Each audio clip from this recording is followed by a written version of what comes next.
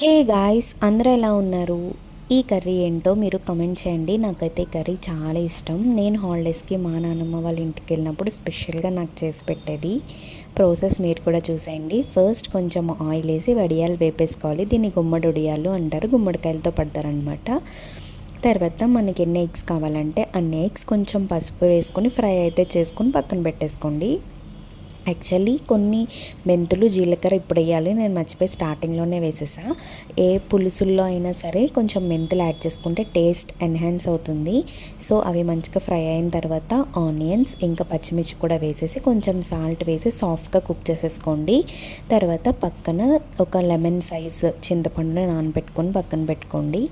దాని తర్వాత అందులో కొంచెం కరివేపాకు, ఏ కర్రీస్లో అయినా కరివేపాకు కూడా యాడ్ చేసుకుంటే టేస్ట్ కొంచెం బాగుంటుంది. అందులో కొంచెం పసుపు ఇంకా కారం కూడా యాడ్ చేసుకొని ఆనియన్ని సాఫ్ట్గా కుక్ అవనివ్వండి. ఆనియన్ మంచిగా కుక్ అయిన తర్వాత అందులో మనకి వాటర్ అయితే యాడ్ చేసుకోవాలి, ఎంత కావాలంటే అంత. అంటే ఆల్రెడీ చింతపండు పులుసు వేస్తాం కాబట్టి దానికి తగ్గట్టు వాటర్ అయితే యాడ్ చేసుకోండి. అవి కొంచెం బాయిల్ అవుతున్న టైంలో మనం ఆల్రెడీ ఫ్రై చేసి పెట్టుకున్న వడియాలు ఇంకా ఎగ్స్ కూడా వేసేయండి. వేసి దానిలో మనం ఆల్రెడీ నానబెట్టుకున్నాం కదా చింతపండు, అది కూడా వాటర్ తీసి దానిలో యాడ్ చేసేసుకోండి. యాడ్ చేసేసుకున్న తర్వాత బాగా కదిపేయకుండా కొంచెం దానికి అదే కుక్ అవ్వనివ్వాలి. ఎందుకంటే వడియాలు అంటే పేస్ట్గా అయిపోతుంది కదా. సో వడియంలానే ఉంటే అన్నం తింటున్నప్పుడు చాలా బాగుంటుంది.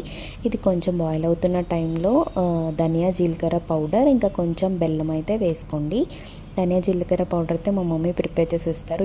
నీకు అంత టైం లేదా అని మాత్రం అనుకోకండి, అవి మామ్ థింగ్ అంతే. తర్వాత స్టవ్ ఆఫ్ చేసి అన్నంలో వేసుకొని తింటే super. Please like, share and subscribe.